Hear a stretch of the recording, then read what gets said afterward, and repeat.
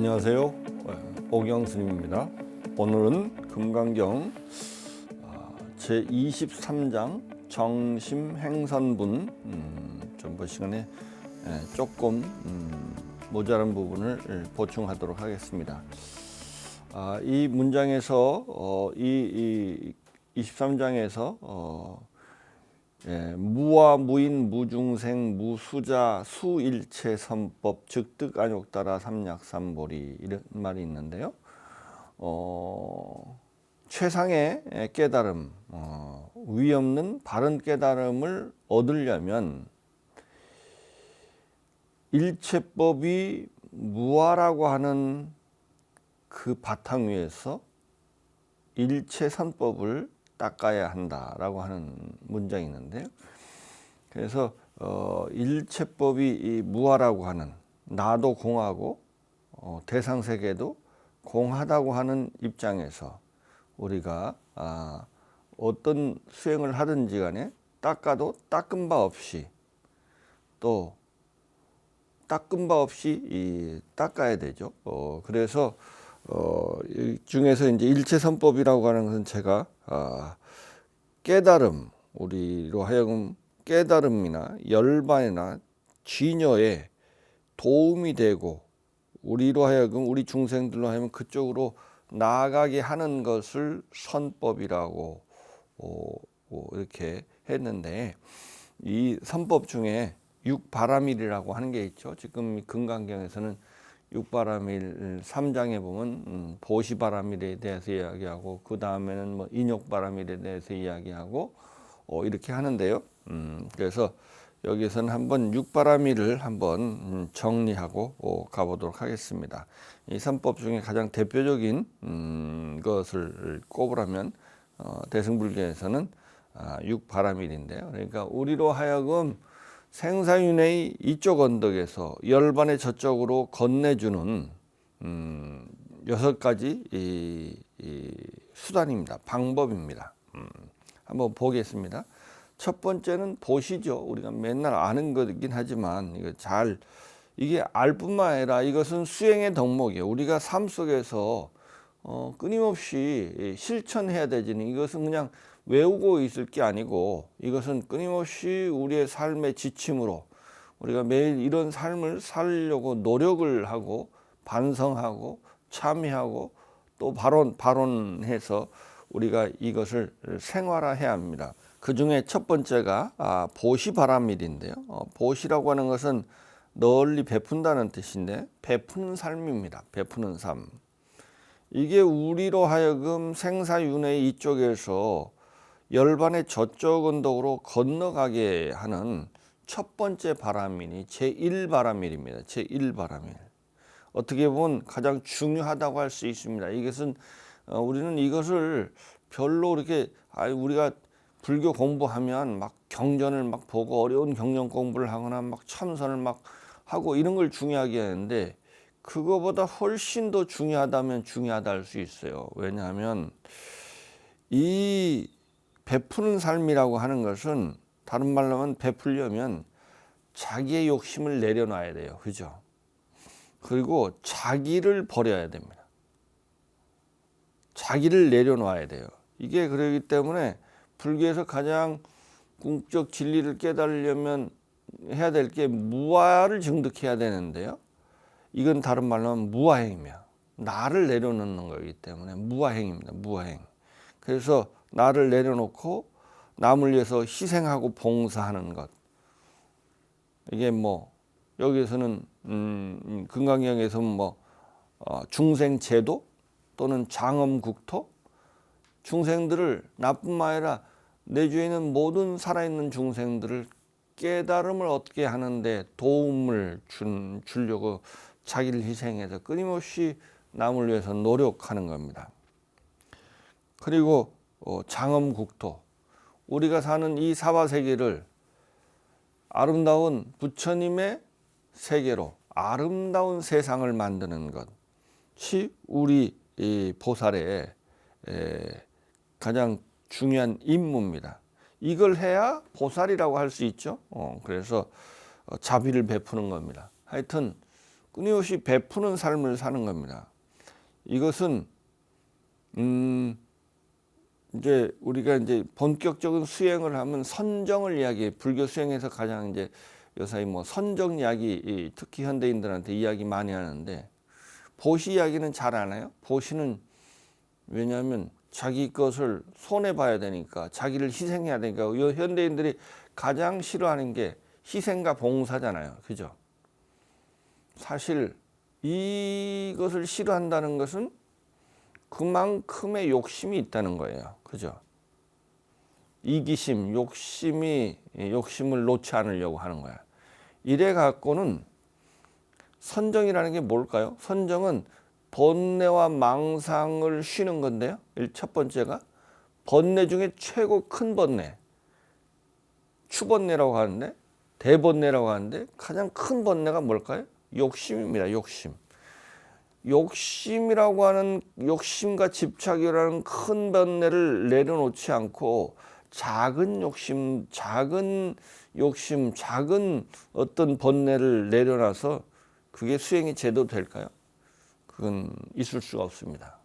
가장 먼저 욕심을 내려놓는 것이 가장 근본 수행이고 가장 제1바람입니다. 그래서 화엄경에 어디에 보면 이런 말이 있습니다. 보시바람일이 최고의 선정이다. 이런 말이에요. 선정이라고 하는 것은 번뇌와 망상을 없애는 건데, 우리가 가지고 욕심을 내려놓고 자기를 내려놓으면 그거야말로 모든 번뇌가 사라지는 바탕입니다. 90%의 번뇌가 사라집니다. 그걸 하지 않고 그 바탕 위에서 우리의 작은 번뇌나 망상을 없애서 마음을 맑혀서 제법의 실상을 보는 선정을 닦아야지, 이 보시바람일이라고 하는 바탕 위에 있지 아니한 다른 바람이라는 것은 사실 상상할 수도 없습니다. 특히 현대인들은 특히 훨씬 더 이기적이잖아요. 그죠? 자기만을 위해서 살려고 하는 그런 태도가 엄청 강한데요. 이런 사람일수록, 그래서 우리가 이기심, 자기를 지키려는 마음이 강하면 강할수록 마음이 불안합니다. 자기를 내려놓으면 마음이 편안해져요. 그러니까 우리는 뭐 힐링 이런 이야기 하는데, 자기를 내려놓으려는 그런 남을 위한 희생과 봉사라고 하는 이런 자기를 희생하는 그런 마인드가 없이는 기본적으로 마음의 평화라는 게 사실은 근본적으로 불가능한 겁니다.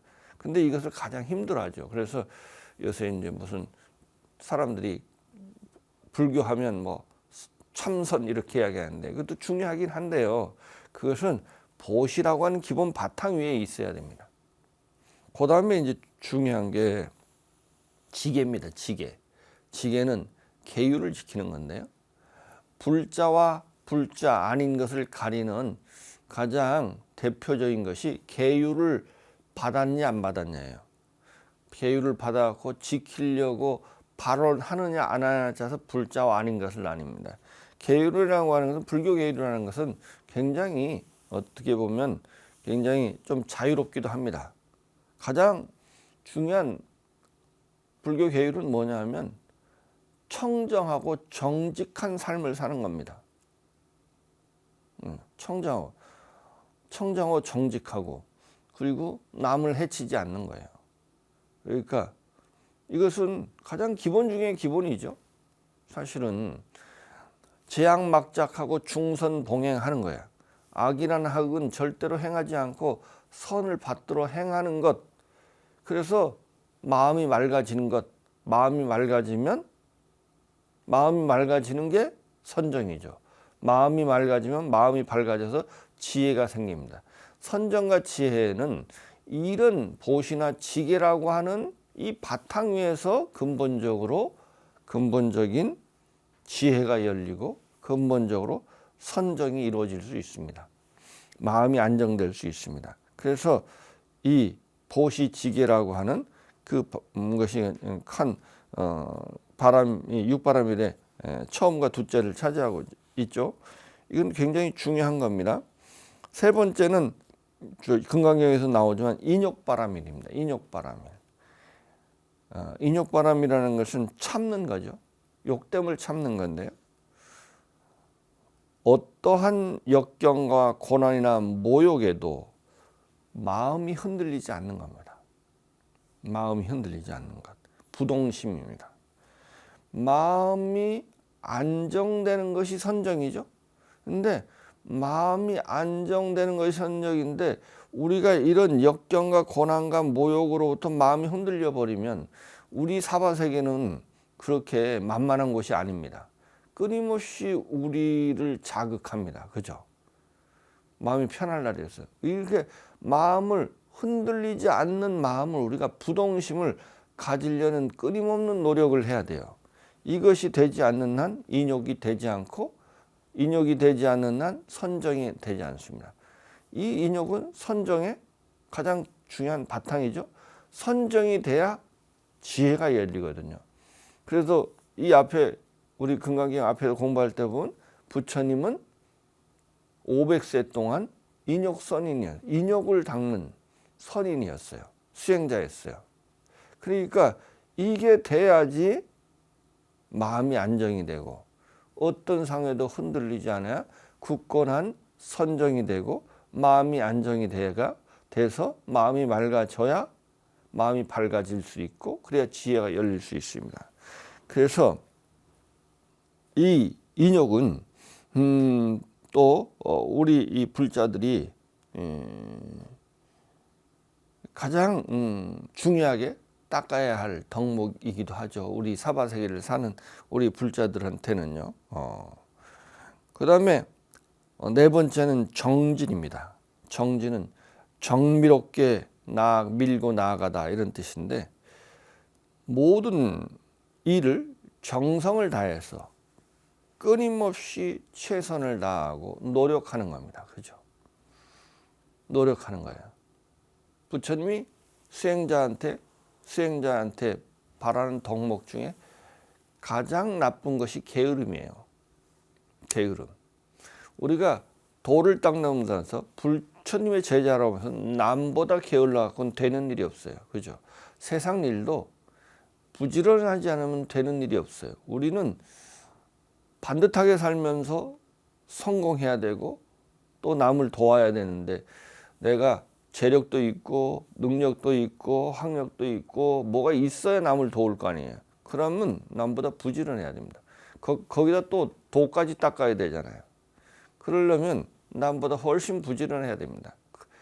부지런해야 도를 이루지 부지런하지 않고는 뭐가 세상 일도 안 되지만 특히 도 닦는 일은 될 수가 없습니다. 그래서 누구보다도 먼저 부지런하게 끊임없이 쉬지 않고 정성스럽게 모든 정성을 다해서 부지런하게 그 수행에 나아가야 한다고 하는 덕목이 이것은 뭐 너무나 분명한 사실이죠. 다섯 번째가 이제 선정인데요. 선정이라고 하는 것은 모든 번뇌와 망상을 그치고 마음을 안정시켜서 마음을 맑혀서 제법의 실상을 관찰하는 거예요. 그래서 이제 이 선정을 기신론에서 지와 관으로 설명하는데 번뇌와 망상을 그쳐서 그러면 마음이 안정이 되잖아요. 저 앞에서 보시를 통해서 욕심을 없애고, 그죠? 또 어떤 그런 맑은 삶을 살고, 청정한 삶을 살고, 또 인욕을 통해서 어떤 상황에서 마음이 흔들리지 않고, 이 바탕에서 또 어떤 경우에도 부지런히 안 되면 될 때까지 노력하는 그런 마음으로 그 바탕 위에서 마음을 안정시켜서 마음을 맑혀서 제법의 실상을 보는 겁니다. 지혜는 관찰에서 생겨요. 그죠? 실상은 잘 관찰하는 데 생깁니다. 불교는 뭐 신통방통한 종교가 아닙니다. 진리는 실상은 관찰에서 실상이 드러납니다. 그렇기 때문에 맑은 마음으로 오랫동안 관찰하면 실상이 드러납니다. 지혜가 안 생긴다고요? 안 하기 때문에 안 생깁니다. 그러니까 이런 보시, 지계, 인욕, 정진이라고 하는 바탕 위에서 선정을 닦으면 제법의 실상을 관찰하면 그 다음에 이제 지혜가 생기죠. 지혜는 모든 청정한 지혜는 선정으로부터 나온다는 원각경에 유명한 말이 있습니다. 우리가 관찰을 통해서 맑은 정신으로 잘 실상을 관찰해야 실상이 보이는 거예요. 실상을 보는 힘을 지혜라고 하는 거거든요. 제법의 실상을 보는 힘. 지금 금강경이 반야 지혜에 관한 가르침이잖아요. 제법의 실상이 공하다고 하냐. 공하은 우리가 마음을 보시, 지계, 인욕, 정진을 통해서 마음을 어느 정도 맑히고 더 나아가서 선정을 통해서 미세분내까지 없애서 그래서 마음을 잘 맑히고 안정시켜서 제법의 실상을 보는 통찰력. 제법의 실상이 일체법이 공하다고 하는 게 첫 번째 제법의 실상입니다. 그것은 이런 6가지 바라미를 열심히 닦으면 반드시 생기는 겁니다. 근데 이것은 우리가 불교를 공부할 때 머리로 공부를 하려고 해요. 머리로. 그죠? 머리로 공부해 갖고는 안 됩니다. 이것은 아무리 글로 불교 공부를 하는 것은 안 됩니다. 그것은 한계가 있어요. 분명한 한계가 있어요. 왜냐하면 아무리 말로 일체법이 공하다고 말을 해도 아무리 부처님이 나타나서 출연하셔서 우리한테 설명을 해도 우리가 제법의 실상인 공을 볼 수 있는 통찰력이 없는 한 부처님도 못 도와줍니다. 그죠? 우리 눈은 우리가 밝혀야 돼요. 지혜는 자기가 밝히는 거예요. 그죠? 그것은 우리가 지혜는 그래서 이 보시, 지계, 인욕, 정진, 선정이라고 하는 이 바탕 위에서 지혜가 생깁니다. 또 지혜라고 하는 것은 부처님의 말씀을 부처님이 깨달은 자네, 진리를 깨닫는 자의 말씀을 공부를 해서 바른 견해를 갖는 것. 우리가 아직 내 통찰력으로는 지혜가 아직 안 생겼으면 그럼 나의 잘못된 어떤 그런 견해, 짧은 견해로 세상을 살지 않고 부처님의 가르침을 잘 공부해서 내가 아직 그런 통찰력을 갖지는 않았지만 내가 잘못된 길을 가지 않으려면 부처님 경전 공부를 많이 해야 돼요. 부처님 가르침을 열심히 공부를 해서 바른 견해를 갖는 것. 이게 지혜를 갖는 겁니다. 이런 걸 통해서 그 바탕 위에서 우리가 보시, 지계, 인욕, 정진, 선정을 닦으면 지혜는 당연히 생기게 돼 있죠. 또 여기서 이제 육바라밀은 이 모두를 함께 닦아야 돼 있죠.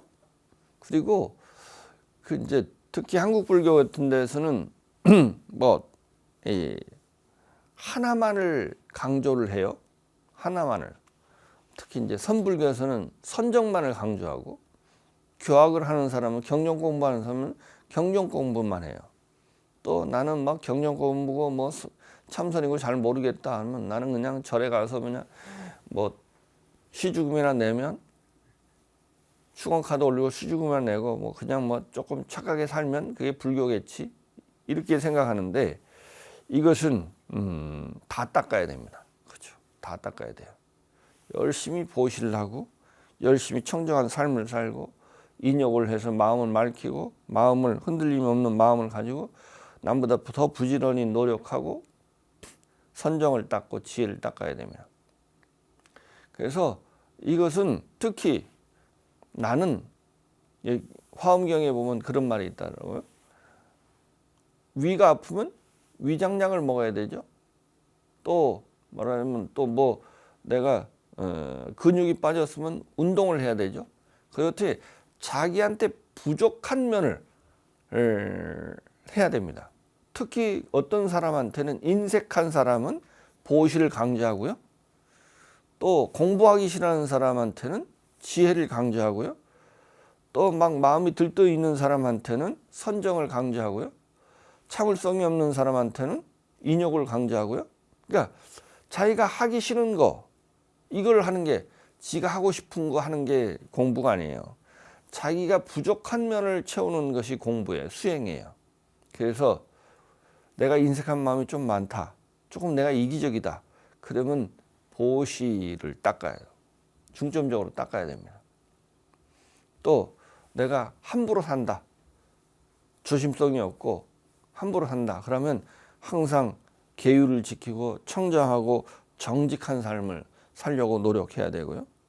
이렇게 자기한테 부족한 면을 메워주는 수행을 해야 됩니다. 자기가 하고 싶은 걸 해야 돼요. 그러니까 우리는 하나만을 하려고, 자기가 좋아하는 것만을 하려고, 이 중에. 그랬으면 안 되죠. 그러면은 기형이 되죠, 사실. 그러면, 그리고 화엄경에 보니까 하나의 바람일 안에 다른 바람일이 다 있어야 된답니다. 보시 바람일 안에 지계 바람일이 있고, 인욕 바람일이 있고, 정진 바람일이 있고, 선정 바람일이 있고, 지혜 바람일이 있어야 된답니다. 보시를 하는데 남한테 열심히 베풀긴 하는데, 보시를 하면 뭐가 생겨요? 아상이 생겨요. 없던 아상이 생겨요. 내가 남보다 우월하다는 생각이 생겨서 보시를 받는 사람을 자꾸 이렇게 하대하게 되고, 또 보상을 바라게 되고, 그렇기 때문에 지혜 바람일이 있어야 돼요. 주어도 준 바 없이, 또 항상 주면서도 미안해하고 받는 사람의 자존심이 상하지 않도록 이렇게 항상 배려하는 이러한 마음으로 보시를 해야 돼요. 또 보시를 하려면 또 인욕을 해야 되겠죠. 또 정진도 하고 선정도 닦아야 됩니다. 이와 같이 모든 하나의 바람일 안에 다른 바람일이 다 들어 있어야 된다고 하는 겁니다. 보시 바람일이 보시 바람일만 있고 다른 바람일이 없으면 이건 보시 바람일이 아니라고 합니다. 그러니까 이런 육바람일을, 일체선법을 닦아서 반야공의 입장에서 하도 한 바 없이 육바람일을 열심히 닦게 되면 끝내는 우리가 무상정등각, 안욕따라 삼약삼보를 증득할 수 있다고 하는 것이 이 23장의 정심행선분의 내용입니다. 다음 장으로 넘어가도록 하겠습니다. 24장입니다. 24장은 복지무비분이라고 이름을 붙였는데, 복과 지혜가 남하고 견줄 수 없을 만큼 뛰어나다라는 거죠. 무비는 비교가 안 될 만큼 수승하다는 뜻입니다. 그러니까 어떤 복이 그렇다는 거예요. 여기 내용을 보면 이 경전을 수지독성하는 복이 어떤 다른 복보다도 그 복과 지혜가 비교가 안 될 만큼 뛰어나다, 이런 얘기입니다. 경문을 보도록 하겠습니다. 수보리 약 3천대천 세계 중 소유 제수미 사랑. 수보리야, 만약 3천대천 세계 가운데 있는 바 모든 수미산, 왕자는 이제 이건 특별한 의미가 있는 게 아닙니다. 수미산이 산 중에 가장 크기 때문에 산에다 왕을 붙인 겁니다. 3천대천 세계에 있는 수미산 여시, 이만큼 크기에, 수미산만큼 크기에 칠보치, 칠보의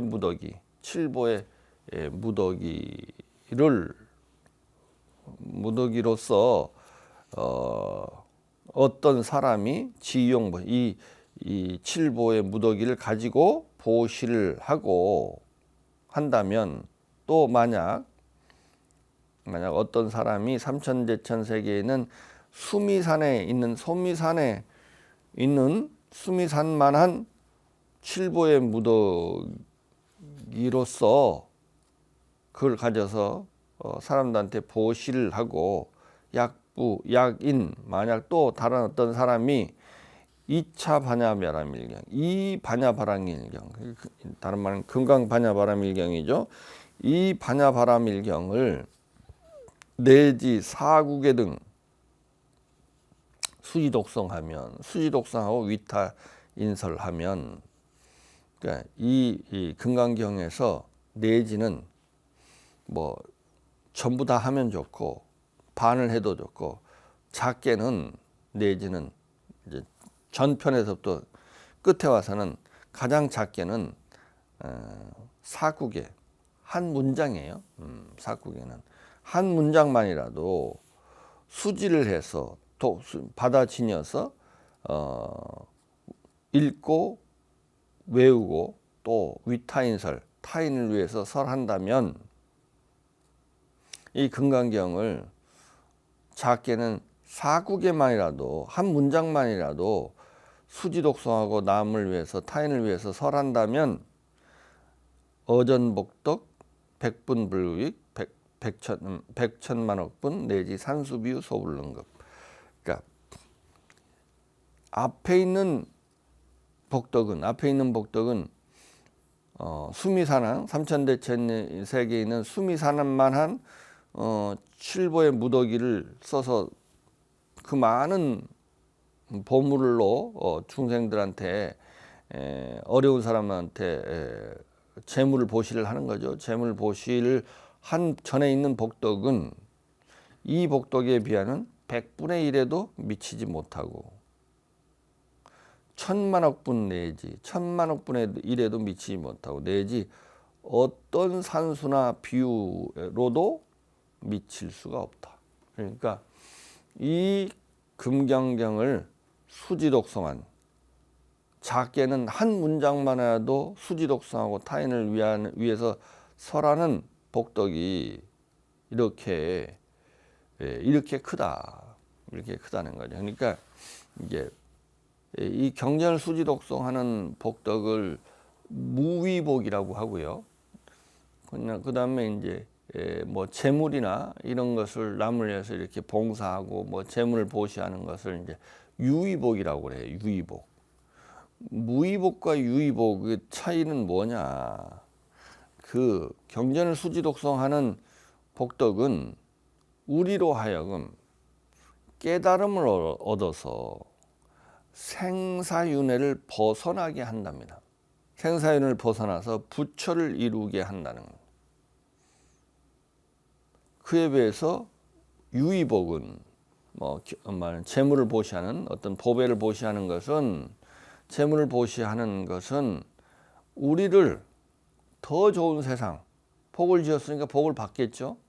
더 좋은 세상에 우리를 태어나게 하긴 하지만, 더 좋은 세상에서 인도하긴 하지만 생사윤회를 벗어나게 하지는 못한다는 거예요. 그건 생사윤회에 항상 그 굴레 안에서 맴돈다는 거예요. 그러니까 전혀 다른 거죠. 마치 어떤 이렇게 비유를 하더라고요. 아주 공을 높이 던질 수 있는 사람이, 공을 하늘로 가지건 그래서 한 100m까지 던졌다. 그 공은 땅으로 다시 떨어지나요? 안 떨어지나요? 다시 땅으로 떨어지죠. 그 유의복은 이와 같다는 거예요. 아무리 높은 천상세계에 올라가도 자기가 지은 복을 다 받으면 다시 인간 또는 지옥에도 간다는 거예요. 그러니까 생사윤회의 세계의 굴레에서 못 벗어난다는 거예요. 거기에 비해서 무의복은, 경전을 잘 암송하고 지송하고 하는 것은 우리의 생각을 바꿔서 우리로 하여금 생사윤회를 벗어나게 한다는 거예요. 생사윤회를. 그러니까 이 경전을 독송하는 것은 사람의 생각을 바꾸죠. 진리를 알게 합니다. 진리를. 어떻게 살아야 되고 또 우리가 궁극적 진리가 무엇인지, 부처라는 게 무엇인지, 왜 이걸 해야 되는지를 우리를 깨닫게 해서 궁극적으로 우리로 하여금 이 생사윤회의 고통의 세계로부터 벗어나게 하는 힘을 갖고 있어요. 그래서 이것은 유의복이 아무리 커도 자그마한 무의복보다는 클 수가 없어요. 그죠? 그래서 우리는 이와 같이 경전을 수지독송하고 또 그걸 통해서 수지독송한다는 것은 제가 여러 번 이야기했지만은 독송하는 건 열심히 하는데 수지할지를 받아 지녀야 돼요. 경전 이게 금강경이 조금 많이 어렵습니다. 혼자 하기에는 굉장히 어렵습니다. 진리의 가르침을 듣고 우리가 수지 받아 지녀야 돼. 받아 지녀서 내 생각이 되고 또 내 삶 속에서 그 부처님의 가르침이 살아 움직여야 수지가 된 거죠. 생각은 받아들였는데 행동으로 안 나오는 것은 아직 안 받아들인 거예요. 제가 항상 하는 말이 있습니다. 그 사람의 진심은 말일까요? 행동일까요? 행동입니다. 그죠? 그 사람의 행동이 그 사람의 진심입니다. 그 사람의 진심으로 그렇게 생각하면 그것이 삶으로 나타납니다. 그죠? 삶으로 나타나지 않는 경전을 수지독송한다 할 때 경전에서 말하는 무아적 삶이 보시의 삶이 상을 세우지 않고 항상 하심하는 삶이 우리의 삶 속에 있지 않으면 그건 수지독송이 아니에요. 그죠? 아직 내가 받아들이지 않은 거잖아요. 진심으로. 그래서 그 받아들이고 내가 끊임없이 실천하고 그러면서 그것을 또 잊지 않게 해서 끊임없이 독송하고 또 외우고 읽고 외워서 그리고 또 자기가 그렇게 한 만큼 자기가 이걸 통해서 새로운 삶을 다고 훨씬 행복한 삶이 됐으면 남도 그런 삶이 되도록 자기가 아는 만큼 남을 위해서 타인을 위해서 설해야 됩니다. 내가 불교를 믿으면 내가 충분히 이해하고 충분히 공감한 것은 나를 설득하면 남을 설득하는 것은 너무나 쉽습니다. 먼저 내가 충분히 이해하고 충분히 공감하고 그런 삶을 살면 삶으로 벌써 남한테 설하는 거야. 그죠? 그리고 그것을 논리적이고 또 남한테 그 사람의 수준에 맞게 잘 설명할 수 있는 힘을 키워야 돼요. 그죠? 그러려면 더 열심히 공부하게 됩니다. 저도 사실은 제가 이렇게 강의를 하는 이유가 뭐냐면 제가 조금 게을러요. 그래서 제가 공부를 이렇게 경전 있는 걸 굉장히 소홀히 하고는 싶은데 이게 제가 열심히 하지 않아요. 근데 제가 이걸 강의를 하려면 얼만큼 공부를 해야 될까요? 부지런해져요. 그래서 저를 공부시켜요. 남을한테 뭘 설하려면요. 자기가 분명히 명료하게 알아야 되거든요. 그냥 어슴푸레 알아고 남한테는 설할 수 없어. 자기는 그냥 어슴푸레 이해하고 있는데 그러면은 자기 공부가 돼요. 그리고 자기가 확신을 하게 돼요. 더. 그죠? 그리고 더 자기가 이제 더 나은 삶을 사는 어떤 계기를 만들 수 있습니다. 그래서 타인을 위해서 설하는 것은 타인을 위하기도 하지만 옛날부터 그런 말이 있어요. 경을 가르치면 그때야 경전 공부가 된다. 이런 말이 있어요. 옛날 저를 가르쳐서 노스님이 항상 그런 말. 남한테 경전을 가르쳐 봐야 이제 경전에 눈이 뜨고 이제 경전 공부가 제대로 된다. 그런 말을 합니다. 여러분들도 남을 위해서 설해 보세요. 부처님의 가르침을 설득력 있게 설할 수 있는 힘을 키워야 됩니다. 그리고 그런 삶을 살아야 됩니다.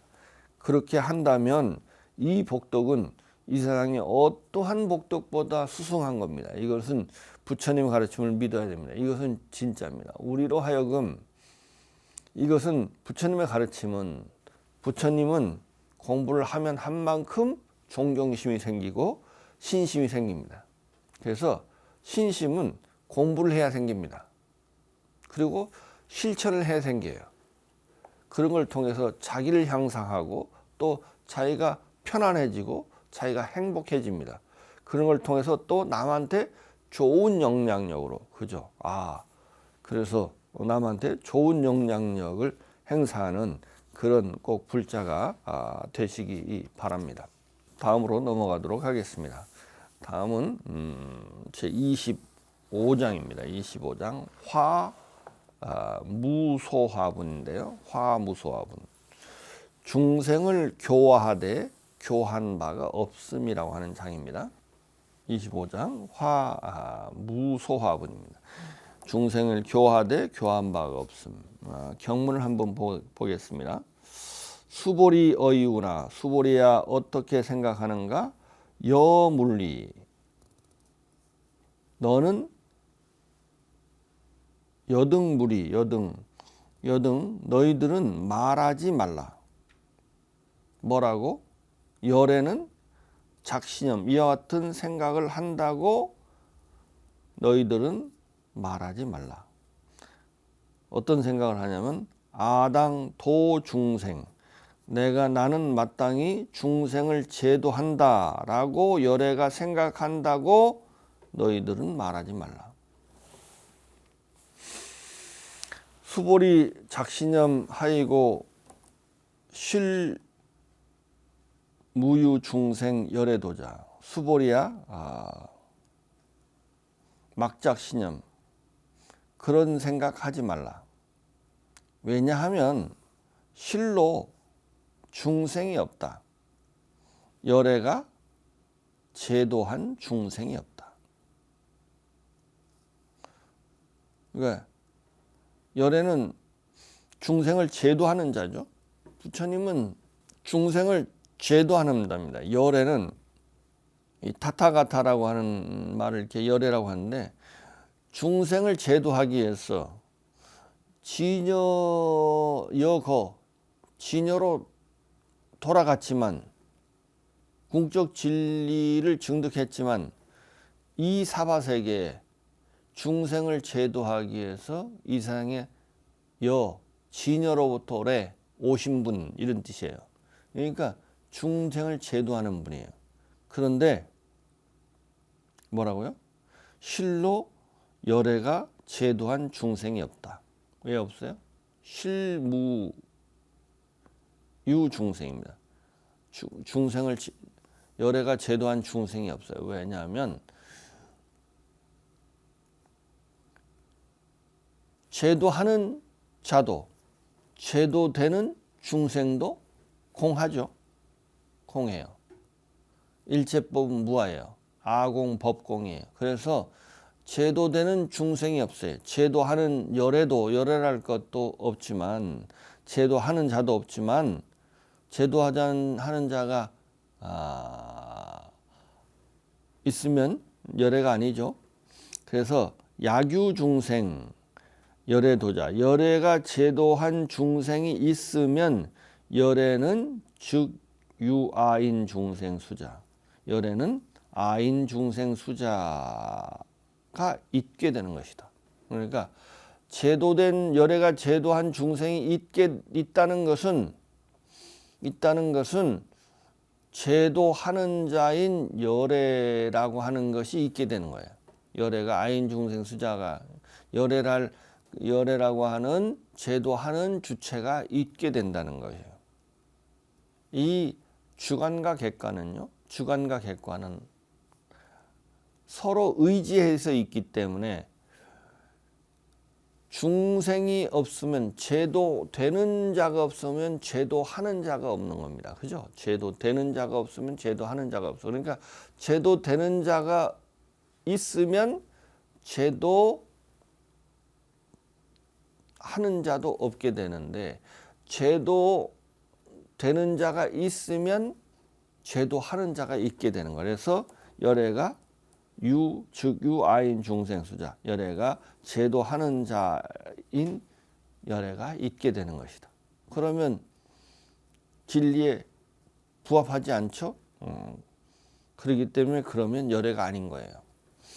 수보리 열애설 유아자 즉비유와 수보리 열애설 유아자 수보리야 열애는 설한다. 유아라고 하는 것은 아가 있다고 하는 것은 열애는 아가 있는 것이 아니다. 열애가 아가 있다고 말하는 것은 열애가 아가 있는 게 아니다.